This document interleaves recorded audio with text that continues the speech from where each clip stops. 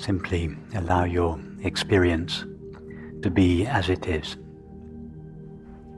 without any attempt to change it in any way.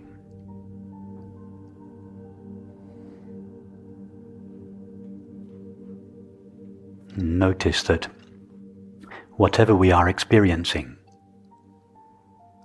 we are present in the midst of our experience.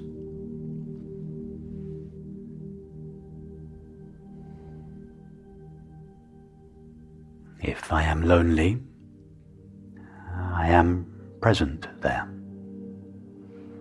If I am tired, I am present. If I am hungry, I am present. If I am depressed, I am present there in the midst of the depression. If I am in love, I am present there in the midst of the feeling.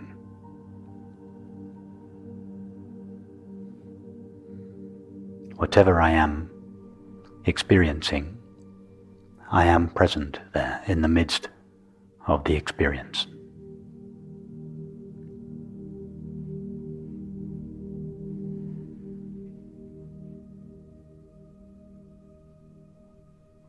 All our lives we have been saying statements about ourselves, such as I am 10 years old, or I am 30 years old, or I am 50 years old.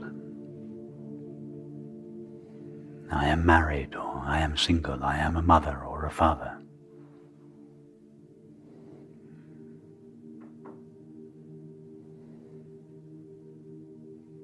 I am a friend, I am tired, I am lonely, I am in love, I am dreaming, I am attending a retreat, I am reading such and such a book, etc., etc.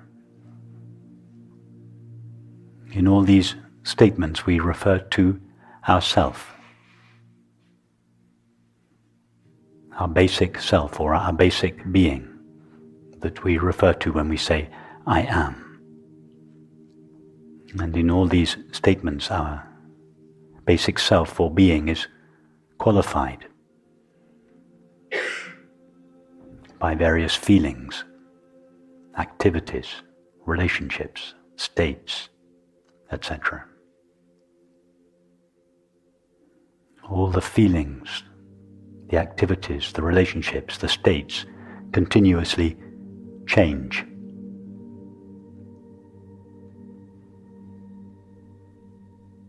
But our essential being, that to which we refer when we say, I am, remains consistently present throughout these changing feelings, states, activities, and relationships.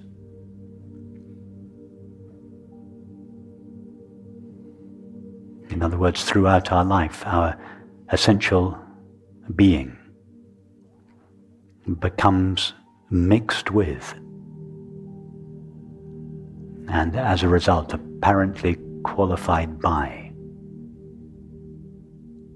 various activities, states, feelings, relationships, etc.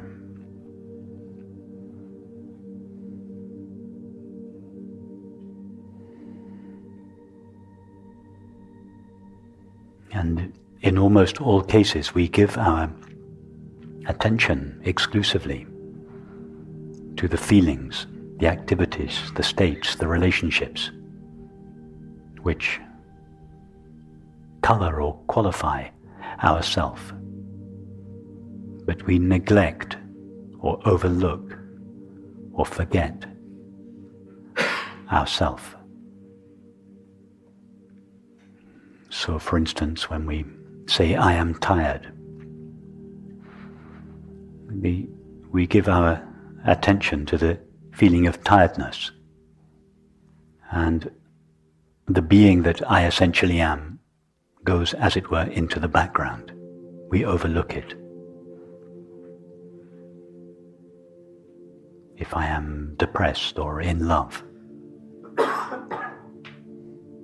We give our attention to the feeling, but not to the self, not to our basic, to our essential being that is qualified temporarily by a feeling of depression or being in love. So the first thing we do here is give our attention to ourself.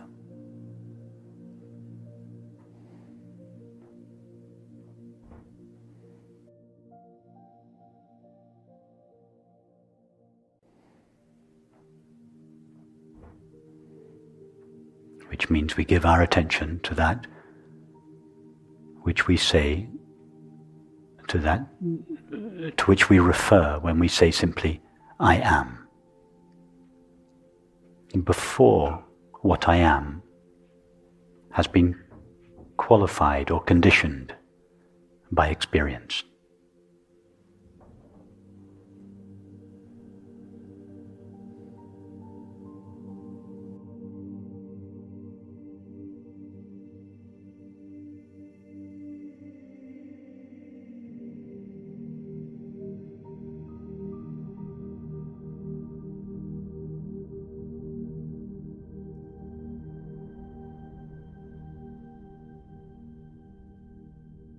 No need to reject any experience that we are having. So whatever experience you are having now, whatever your primary experience is, I am listening to a guided meditation, I am tired, I am lonely, I am sad, whatever you're feeling, don't touch the feeling,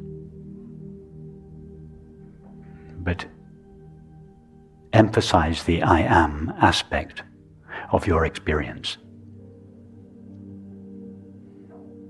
Instead of emphasizing the objective content of your experience and allowing yourself, your essential being, to fade into the background. Let the objective content of your experience fade into the background and emphasize your being, yourself. Not your thoughts, not your feelings, not what I'm saying, not your bodily sensations.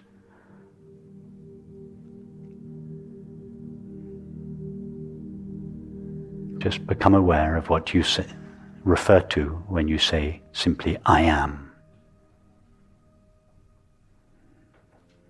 Before what I am is qualified by experience.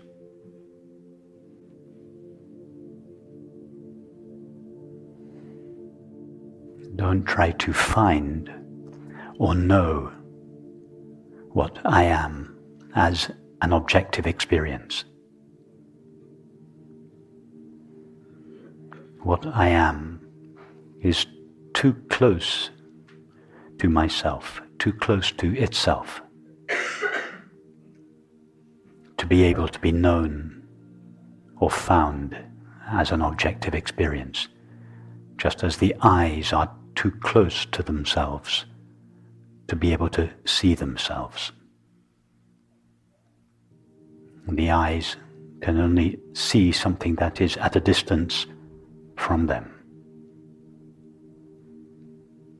Likewise, our self can only know something that is at an apparent distance from itself.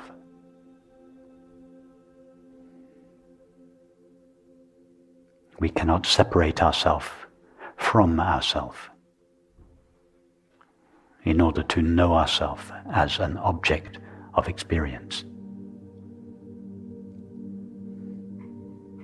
At the same time, our own being is not something unknown to us. In fact, our own being is more intimately known to us or by us than anything else. Our own being is closer to us than our most intimate thoughts and feelings. So we don't have to go anywhere.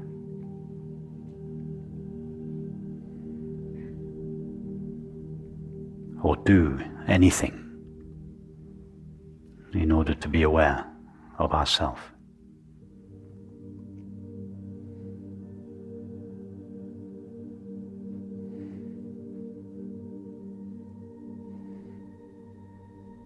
If I were to ask you now, relatively speaking, stand up and take a step towards yourself, where would you go, or what would you do?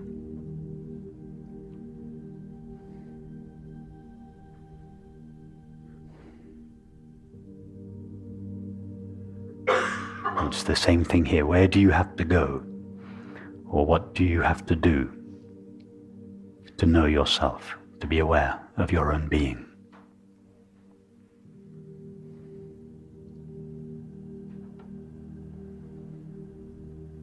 If I were to ask you, be aware of the sound of the wind, you direct your attention towards the sound.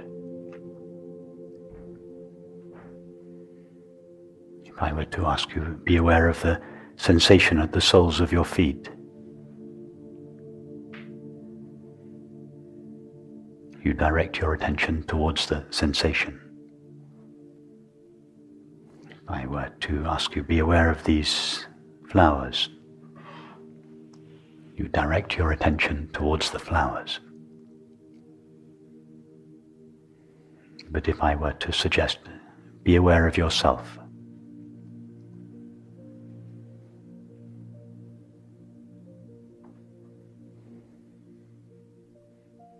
where do you go? What do you do with your attention?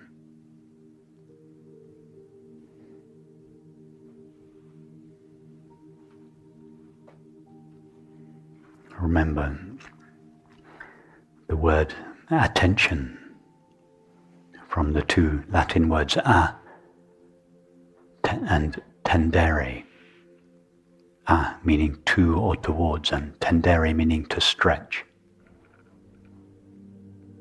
We can stretch ourselves, we can stretch our attention towards an object of experience.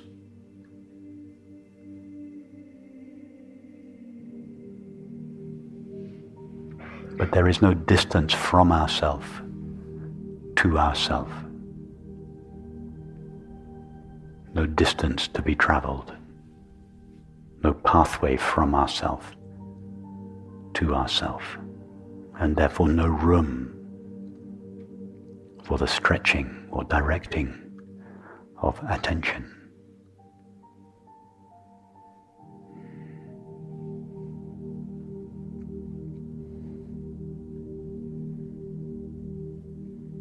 Simply be with yourself.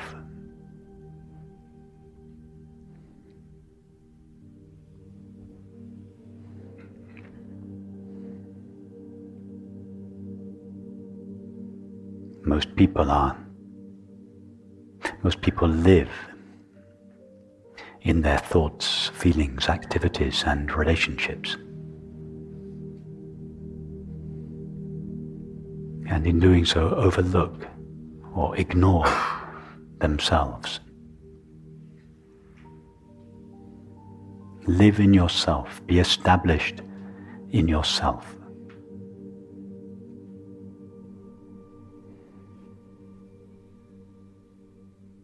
Remember yourself.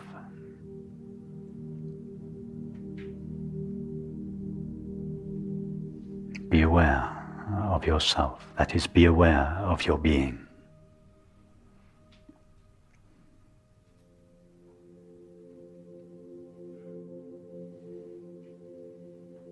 Or, more accurately, simply be aware of being.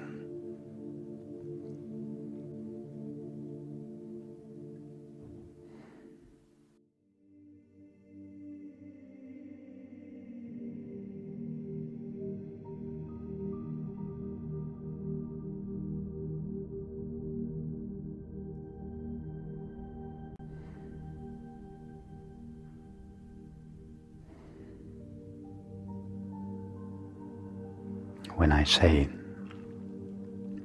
be aware of being, I subtly imply that being is one thing, and we can be aware of it. I subtly imply a difference between being and we who are aware of it.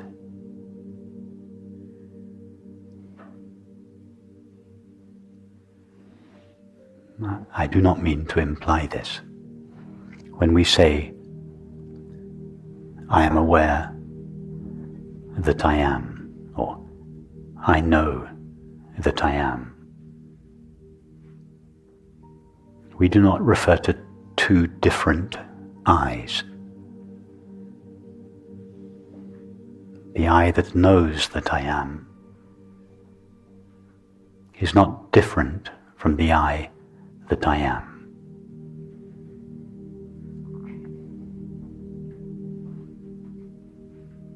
The I that I am is the same I that knows that I am.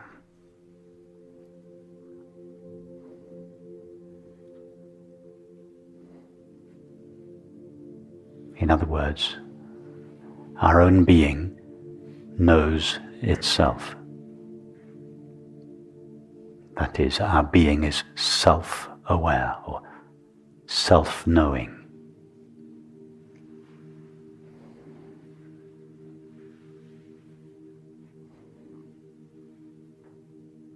Our own being is not known by something other than itself.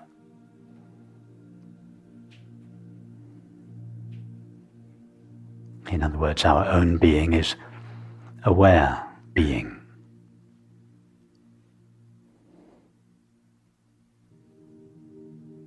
And the only reason that we can each say with absolute certainty that I am is because I know that I am.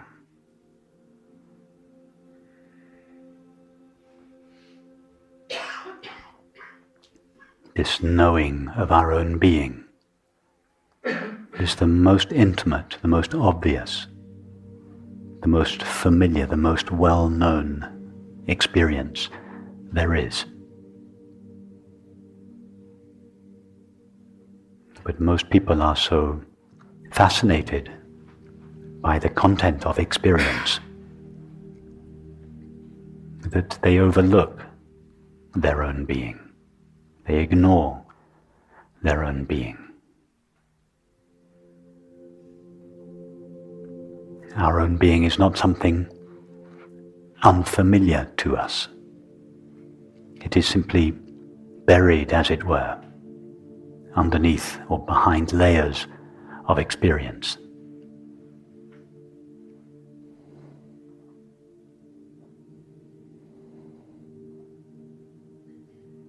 Later I will contradict that statement, but for one who is lost in the drama of experience, our own being seems to be hidden, as it were, behind experience, behind layers of thinking, feeling, acting, relating.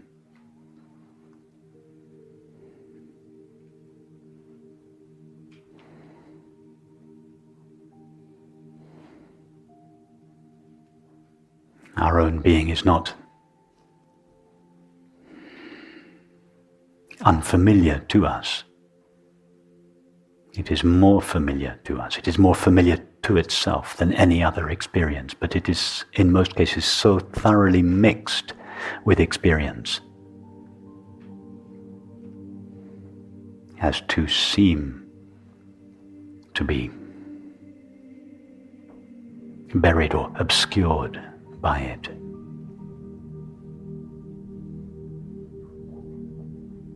What is traditionally called enlightenment or awakening is not the acquisition of some marvelous new experience. It is simply the recognition of our being as it is. It is the revelation of the nature of our essential being. The word revelation coming from the Latin revelare, meaning to lay bare. What is called awakening or enlightenment is just the laying bare of our essential being, not a being that we might become if we meditate for long enough or practice hard enough, but the being that we always and already are, but in most cases obscured or colored by experience.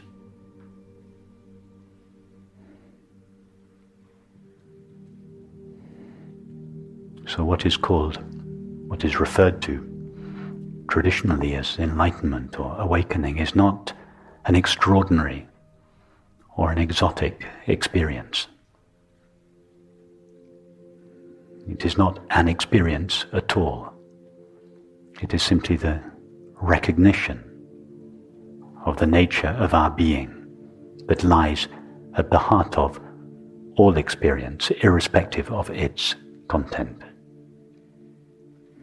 Its recognition of itself.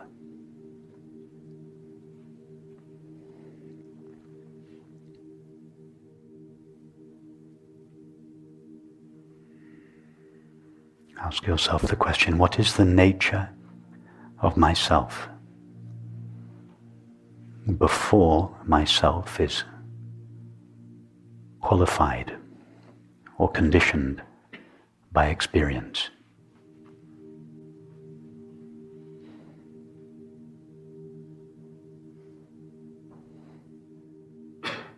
The name that each of us gives to ourself is I.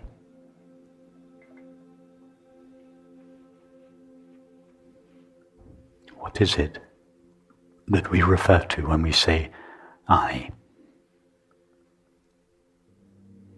We have always been I.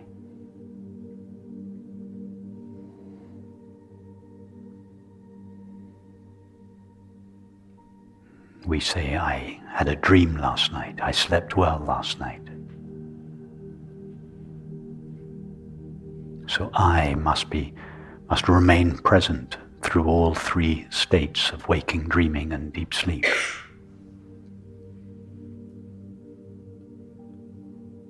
What is it that remains present in your experience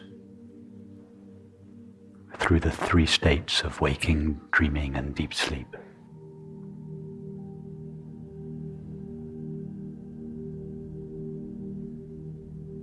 We have been calling ourselves I all our lives. So I must be that element of experience that remains continuously present throughout all changing experience. What is that? What element of your experience is always with you? No thought, feeling, sensation, perception, activity, relationship is always with us. All of these are appearing and disappearing.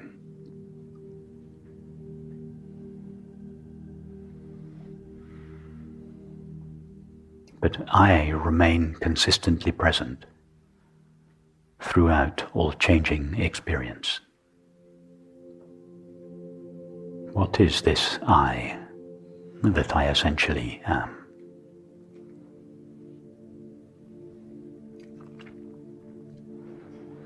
Allow the objects of experience, that is your thoughts, images, feelings, sensations, perceptions, etc., to fade into the background of your experience. And allow your being, which was previously in the background of experience, to come into the foreground.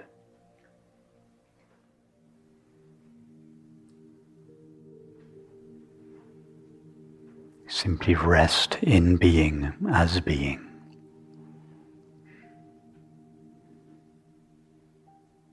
Don't leave yourself, don't go away from yourself. Come back to yourself.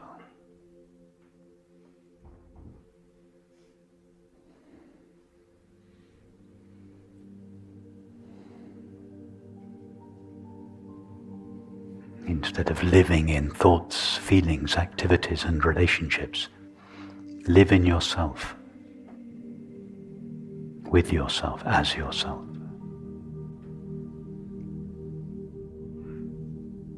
Come back to yourself.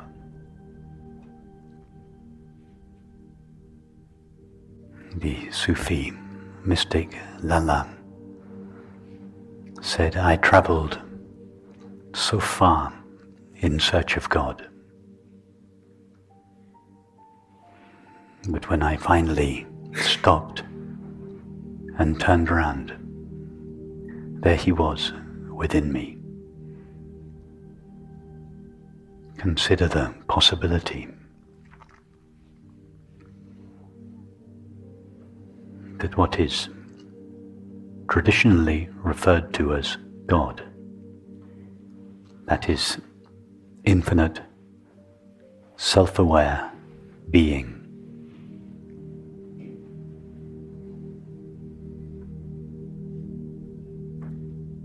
shines in each of our minds as the knowledge I, and permeates each of our bodies as the feeling of being, but is not limited to our minds or our bodies, just as space fills and permeates this room, but is not limited, is not confined in or limited by this room.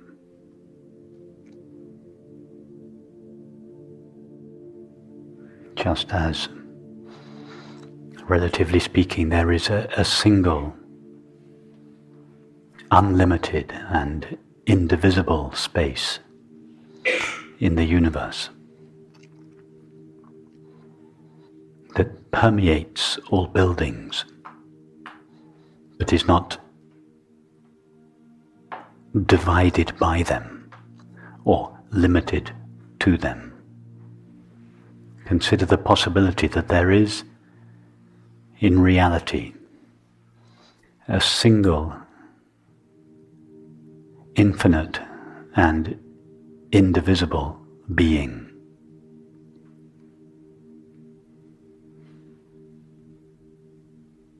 from which all selves borrow their amness, and all things borrow their isness.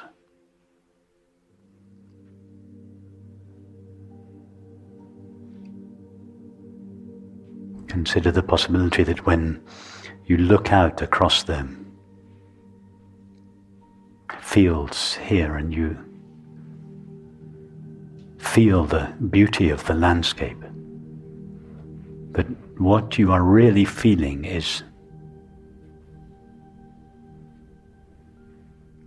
your shared essence. In other words, consider the possibility that the experience of beauty is the recognition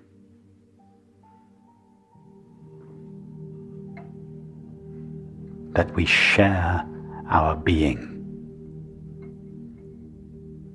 with the object or the landscape.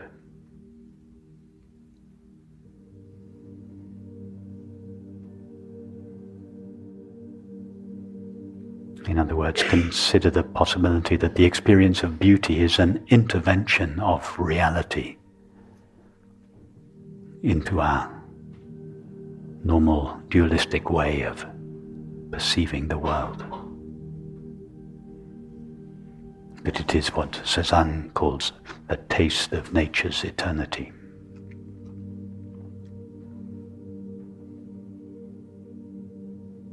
A taste of what is eternally true or eternally real in nature.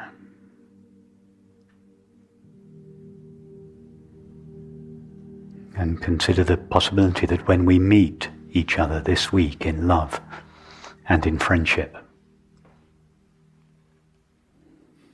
that what we are really experiencing in that love, in that friendship, is our shared being.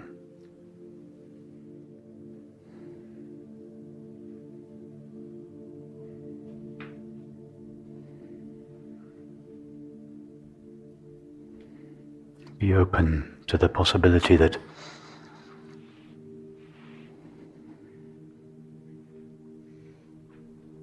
the knowing of our own being as it is not only the direct path to peace and happiness within any individual, but is also the foundation for any loving or harmonious relationship, be that relationship between individuals, communities, or nations.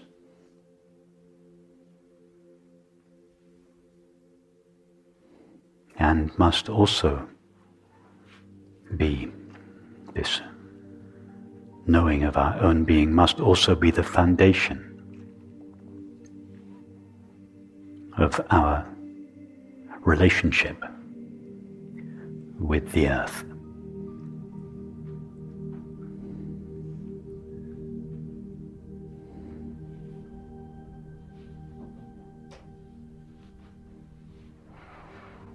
Thank you.